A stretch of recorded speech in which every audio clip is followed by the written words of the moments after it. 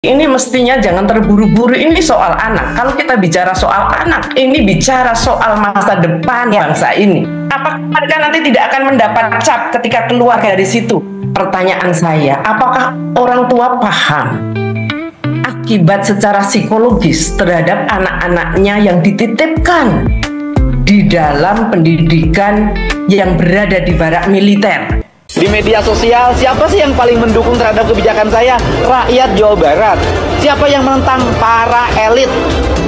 Nah pertanyaannya, elit-elit ini ngurusin nggak anak-anak yang tawuran tiap hari?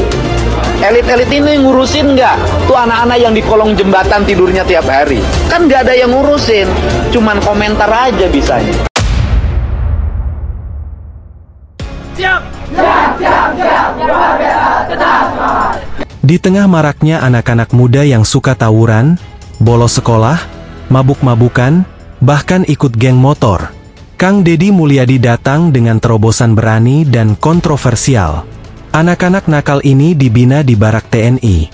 Tujuannya bukan untuk dihukum, tapi dibentuk karakternya, agar bisa kembali jadi anak-anak yang berguna. Kebijakan ini langsung disambut hangat oleh banyak orang tua. Mereka bahkan antre untuk menitipkan anaknya. Tapi nggak semua pihak setuju. Yang mendukung itu rakyat, orang tua siswa.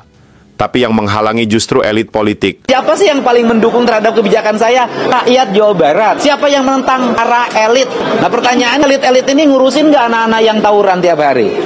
Elit-elit ini ngurusin nggak tuh anak-anak yang di kolong jembatan tidurnya tiap hari? Kan nggak ada yang ngurusin, cuman komentar aja bisanya. Komisi 10 DPR RI, KPAI, dan Gubernur Jawa Tengah malah menolak.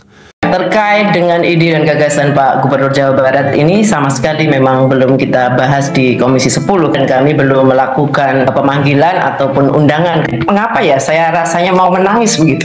Dari awal ini seolah-olah anak-anak ini sudah mendapat diskriminasi. Ide ini tunda dulu, lakukan pengkajian secara mendalam, baru kemudian dieksekusi kalau memang secara kajian itu memungkinkan. Saya sering berhubungan, berkomunikasi dengan anak-anak yang dikategorikan anak-anak nakal. Anak ini datang dari keluarga secara ekonominya sebenarnya mampu. Orang tuanya ternyata tidak memberikan waktu yang cukup. Oh, anak ini keluarga dari yang single parent karena perhatian terhadap anak tersebut kurang atau lingkungannya mendukung untuk dia berbuat sedemikian. Jadi artinya hal-hal seperti ini mestinya jangan terburu-buru, ini soal anak. Kalau kita bicara soal anak, ini bicara soal masa depan bangsa ini. Apakah mereka nanti tidak akan mendapat cap ketika keluar dari situ?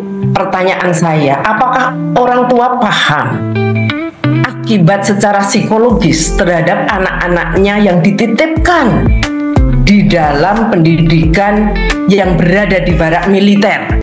Dan Kang Deddy nggak mau jalan sendiri. Beliau dorong kolaborasi TNI, psikolog, guru, dan tentu saja orang tua.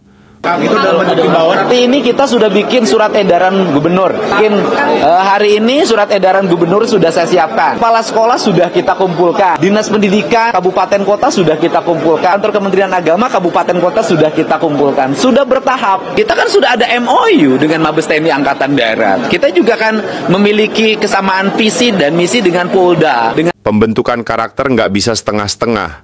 Kadang butuh cara luar biasa, seperti barak TNI ini. Mungkin keras, tapi bisa menyelamatkan masa depan anak. Dan tadi juga kita sudah membahas dengan Pak Kadis Pendidikan, kebetulan ada Pak Dandim yang baru, tentang apa yang menjadi edaran Pak KDM, tentang anak nakal yang dimasukkan ke barak lah kira-kira. Kita di Kabupaten Pangandaran, kalau saya melihat anak nakal kita dalam batas standar lah.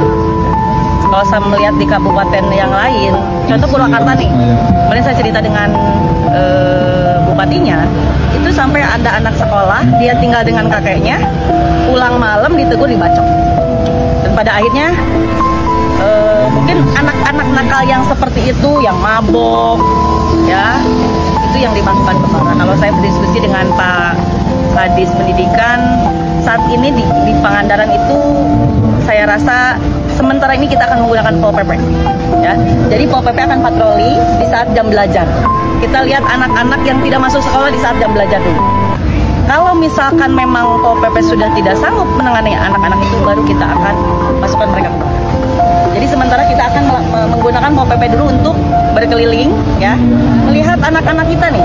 Karena kalau saya lihat ya di Pangandaran tuh, kalau saya komunikasi dengan Pak Kadis, Bang Orman kan ukur naik benteng lah, kira-kira masih dalam batas wajar kalau menurut saya kenakalan seperti itu.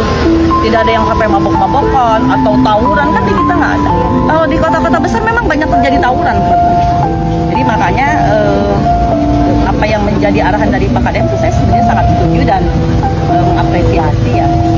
Saya rasa itu memang salah satu tujuan agar mendidik anak-anak kita. Karena itu juga dengan persetujuan orang tua mereka. Orang tua mereka rela. Karena mungkin orang tua sudah merasa jengkel tuh, akhirnya udahlah didikin aja ke barak gitu loh. Dan saya rasa itu suatu hal yang positif. Mudah-mudahan dengan program beliau kenakalan anak-anak sekolah itu bisa tertangani. Dan mudah-mudahan pendidikan kita semakin maju tentunya ya. Anak-anak kita semakin hebat dan luar biasa, itu yang pertama. Mungkin keras, tapi bisa menyelamatkan masa depan anak. Setuju nggak dengan langkah Kang Dedi? Tulis pendapatmu di komentar, like, share, dan subscribe biar kamu nggak ketinggalan pembahasan menarik lainnya. Sampai jumpa di Demokrasi Channel.